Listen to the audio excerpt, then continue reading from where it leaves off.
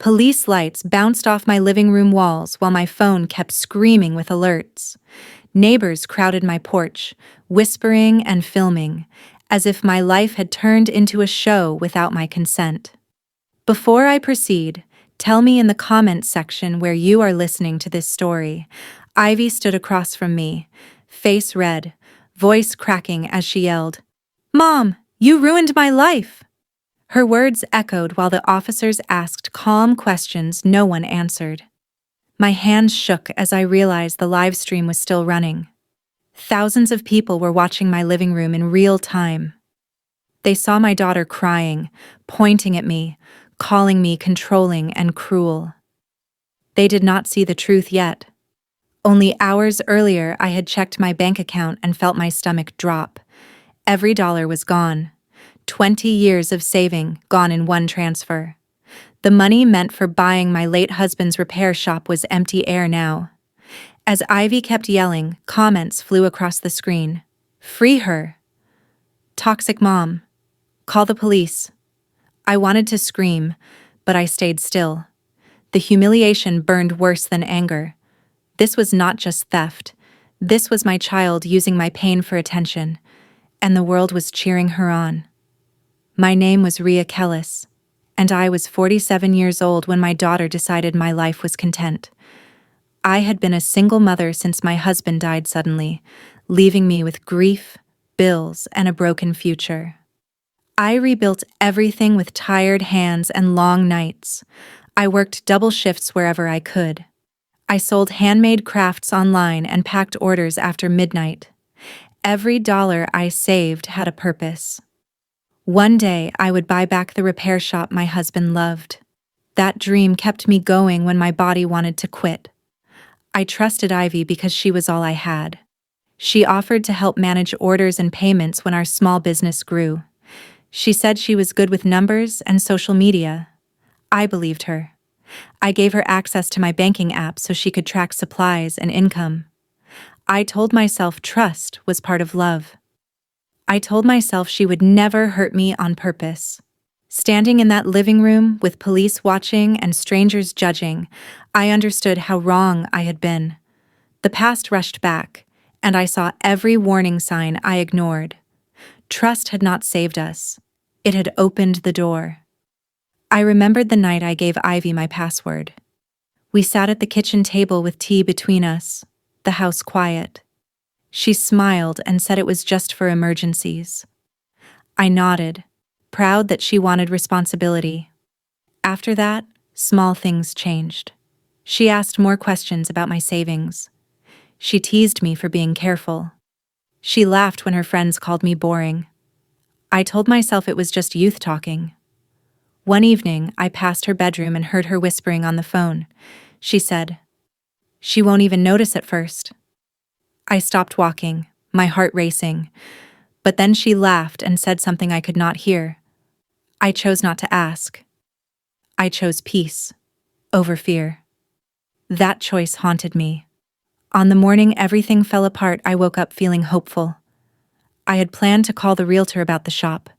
Instead, I opened my banking app and stared at a zero. One transfer. One click. I checked again, convinced it was a mistake. It wasn't. My chest felt tight, like the room had lost all air. Before I could think, my phone buzzed with a notification. Ivy was live. I clicked the live stream with shaking fingers. Ivy filled the screen, crying hard, her voice breaking perfectly between sobs. She told thousands of people she was escaping financial abuse. She said I controlled her, watched her every move, and stole her money. Donations poured in while strangers praised her bravery. Comments called me a monster. I felt sick reading words from people who had never met me but hated me with confidence. I watched my daughter twist our life into a story where she was the hero. She talked about needing a break for her mental health. She said she finally took control. She never said she took my savings. I wanted to interrupt, to shout the truth, but my body felt frozen. I kept hoping she would stop. She didn't. The viewer count climbed higher. That was when I noticed the timestamp on my bank transfer matched the start of her trip. My mind connected the pieces, slow and painful. This wasn't a mistake. It was planned. I took screenshots of everything. My hand steadied as anger replaced shock. If Ivy wanted the world watching, then the world would see all of it. I drove to the bank, my head buzzing, but they told me what I already knew.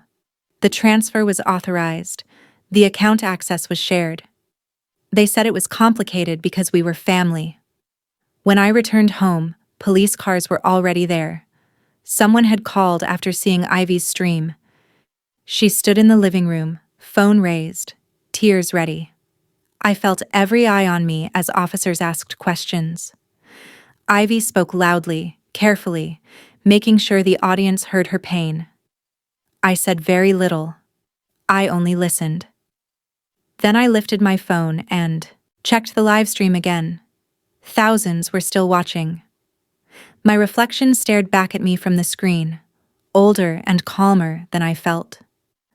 I opened my photos and found the screenshots, the transfer amount, the date, the account name. Proof sat quietly in my hand.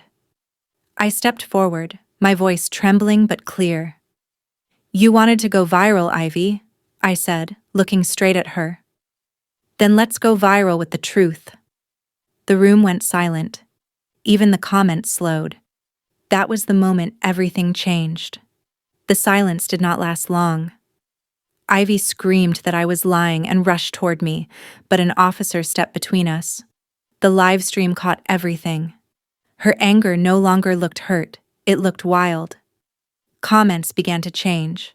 Some people asked questions. Others told her to calm down. I did not smile or raise my voice. I only held my phone steady.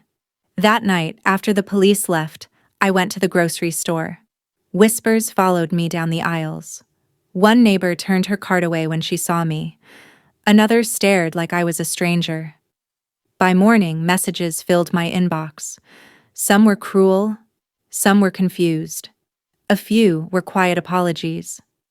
Ivy posted again, saying I was manipulating the internet just like I manipulated her. I stayed offline.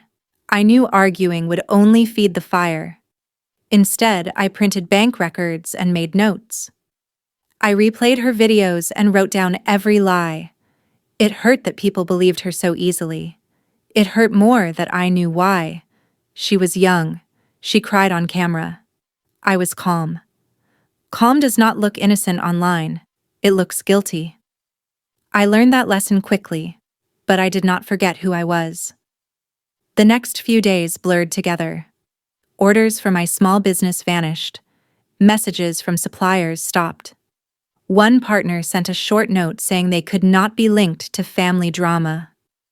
I sat at my kitchen table, staring at shelves of unsold crafts, wondering how truth could lose so fast.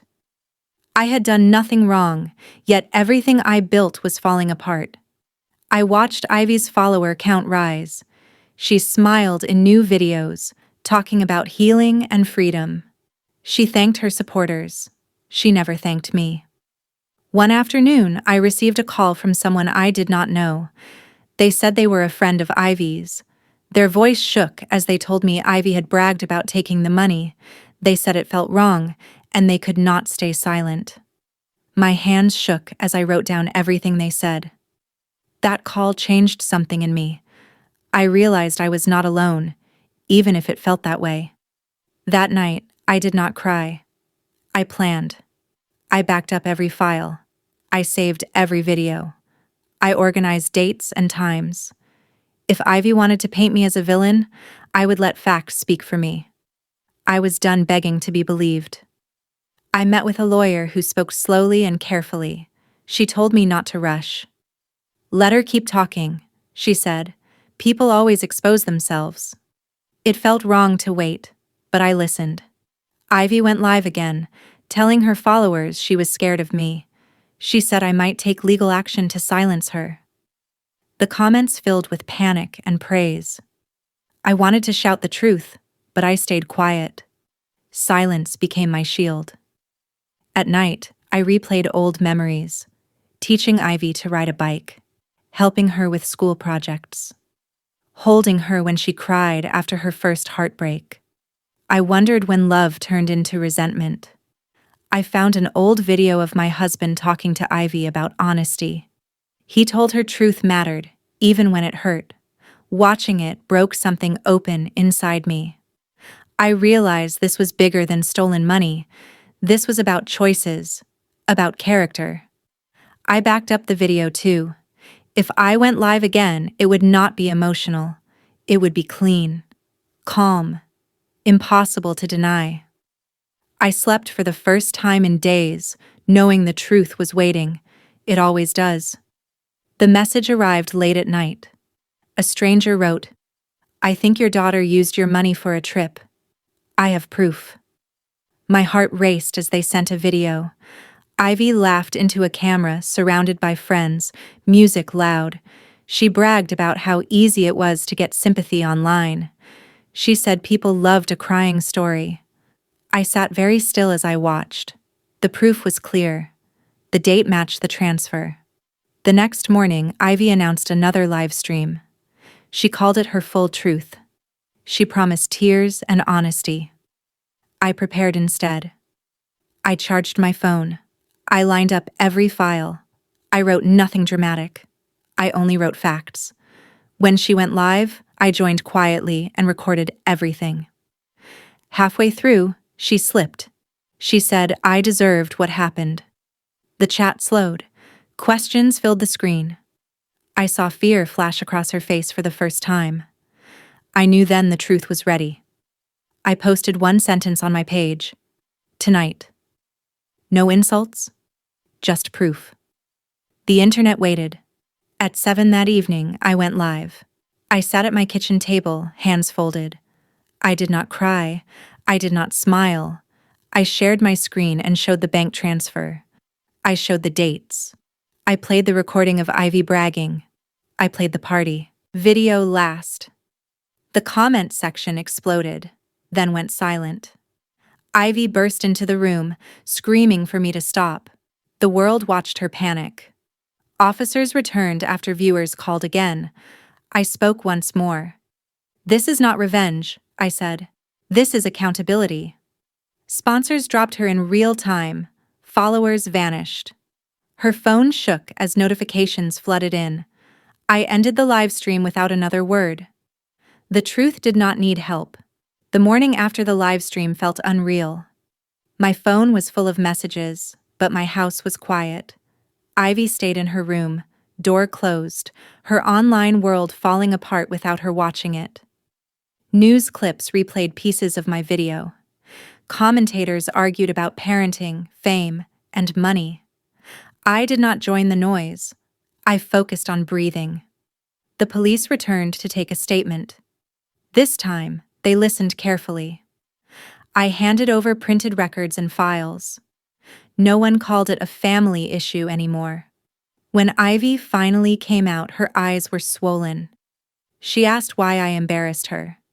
I told her I told the truth. There was a difference. She said she never meant for it to go so far. I reminded her she pressed go live. She had chosen the audience.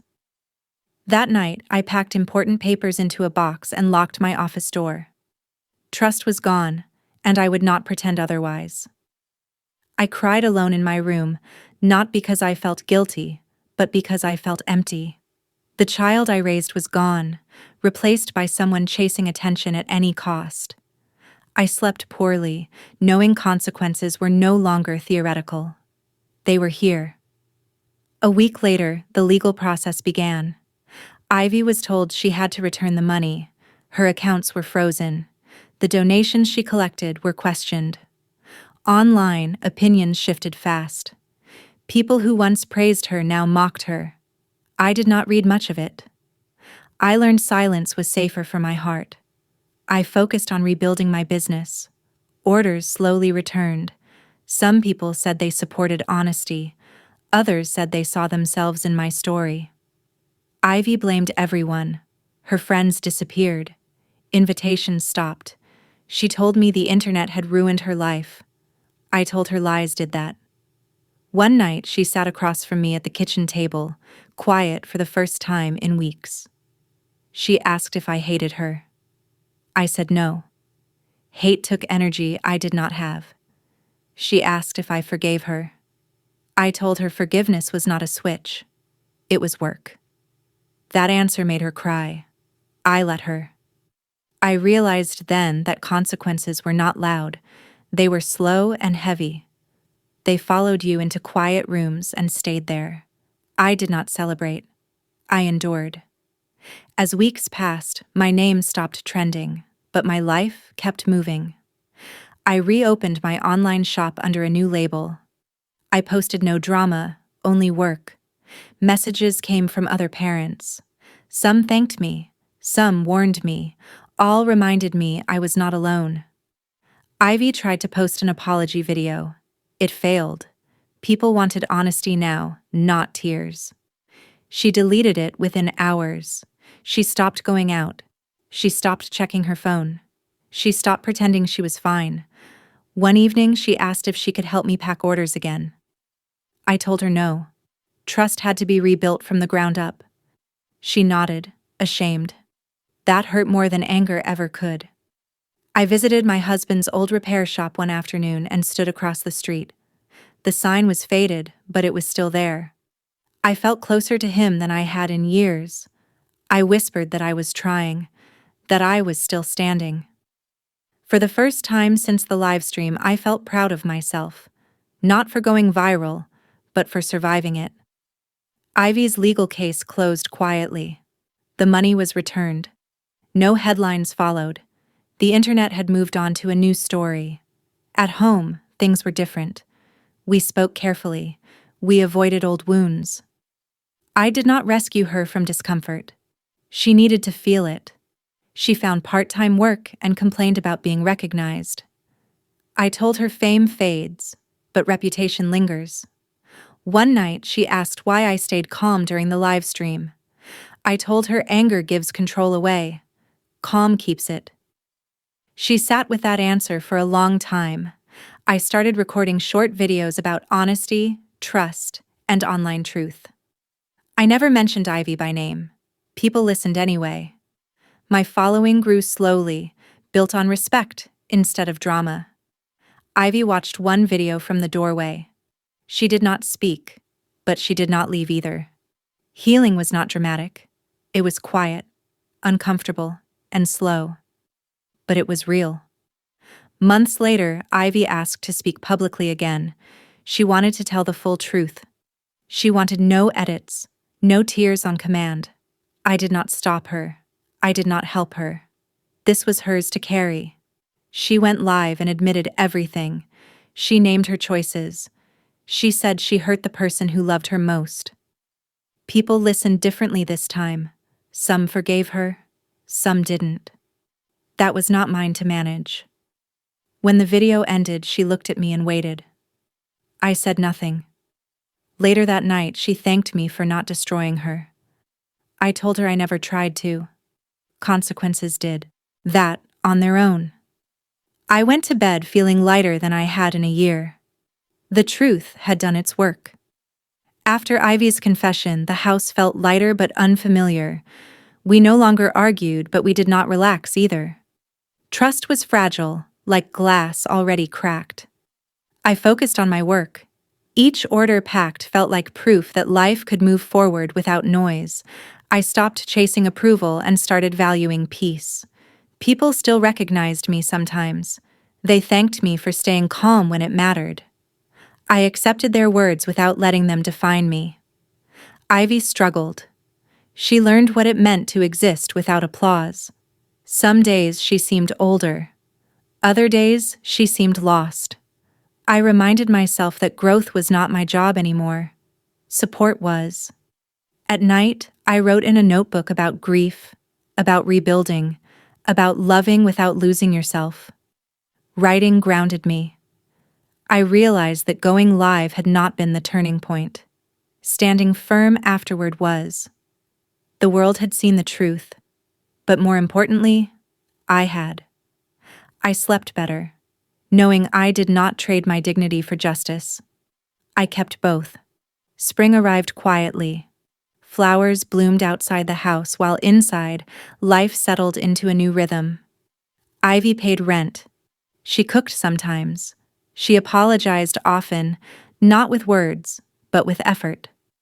One afternoon, she asked if I still planned to buy the repair shop. I told her yes. That dream had survived worse. She offered to help again. I said maybe, someday. She accepted that answer without complaint. Online, my videos reached people who needed steady voices. I talked about accountability and patience. I never raised my voice. I never chased trends. The audience I gained stayed. Ivy watched from a distance. She did not ask to join. She knew some things could not be shared. I visited the shop again and imagined fresh paint, open doors, and my husband's laugh. For the first time, it felt possible again. Loss had not ended me, it had shaped me. That knowledge felt like strength. The day I signed the papers for the repair shop, my hands shook. Not from fear, but from memory. I stood inside the empty building and let silence settle. This place held my past and my future at once. I posted one photo online. No story, no explanation, just the open door. Support came quietly. No drama. Just respect. Ivy came by later that evening. She stood in the doorway and smiled softly. She said she was proud of me. I believed her. We did not hug. We did not cry. We shared the moment without taking more than it gave. That night, I realized revenge had never been my goal. Restoration was. The internet had watched me lose everything. It did not need to watch me rebuild every step. Some victories are better lived than shared. Life did not magically fix itself. Some days were heavy. Some nights were quiet in the wrong way. Ivy moved out after saving enough money. She said she needed to grow without leaning on me. I agreed. We talked once a week. Sometimes more, sometimes less. I learned how to be a woman again, not just a mother. I set boundaries. I said no without guilt. People still asked how I stayed calm. I told them calm came from knowing who you are. I visited my husband's grave one afternoon and told him we were okay. Not perfect. Just okay. That felt like enough. The storm had passed, but the lessons stayed. I did not regret going live. I regretted the pain that led there. But pain, when faced honestly, does not own you. It teaches you. A year later, the video still existed, but it no longer defined us. Ivy started over quietly. No big posts, no performances. Just real life. I watched from a distance, hopeful but careful. The shop opened with a small sign and a fresh coat of paint. Customers came in slowly. Word spread the old way. I stood behind the counter, steady and proud. I had lost money. I had lost trust. But I had not lost myself. That mattered most. I did not see Ivy for weeks after she moved out. When she finally came by, she stood on the porch instead of walking in. That small choice told me she understood boundaries now. She said she had started therapy and found a steady job. No cameras, no announcements, just work. We talked slowly, like learning a new language. She did not blame me. She did not defend herself. She listened. I told her rebuilding trust was not about time, it was about behavior. She nodded and said she knew. When she left, I did not feel relief or fear. I felt calm. That night, I realized something important. Love does not disappear when trust breaks. It changes shape. I stopped trying to fix her life. That was her work now. I slept peacefully, knowing I had done what a mother should do. I told the truth. I protected myself. I let consequences teach what words could not. That balance mattered more than forgiveness alone. The shop grew slowly. Some days were quiet. Some days were full. I learned to enjoy both. I hired help and trained patiently. I felt useful again, not just known. People sometimes recognized me, but they spoke gently. They talked about strength, not scandal. Ivy visited once a month. We shared coffee. We avoided the past unless it mattered. She asked me one day if I regretted going live. I thought carefully before answering. I told her I regretted the pain, not the truth. She accepted that without tears. I realized then she was growing up. Not online. In real life. I felt proud without feeling responsible. That was new. A documentary reached out asking for my story. I declined. Some things do not belong to everyone. Instead, I kept sharing short messages about honesty and accountability. Nothing dramatic. Just steady truth. Ivy sent me a message saying she watched them. She said they helped. I smiled at that. I no longer feared being misunderstood. I knew who I was. The internet moved on, but my life stayed grounded. I stopped checking old comments. I stopped measuring myself by reactions. Peace became my success. That felt like winning. On the anniversary of my husband's death, I visited his grave alone. I told him the truth had survived. I told him our child was learning. I placed my hand on the stone and felt steady. Grief no longer knocked the air from my chest. It sat quietly beside me. I had honored the past without living in it. That was enough. The live stream that once broke me still existed online, frozen in time. But it no longer held power. Ivy learned what it costs when lies go live. I learned what strength looks like when it stays calm. I did not destroy my daughter. I let consequences do their work. And in the end, the truth spoke louder than any scream ever could.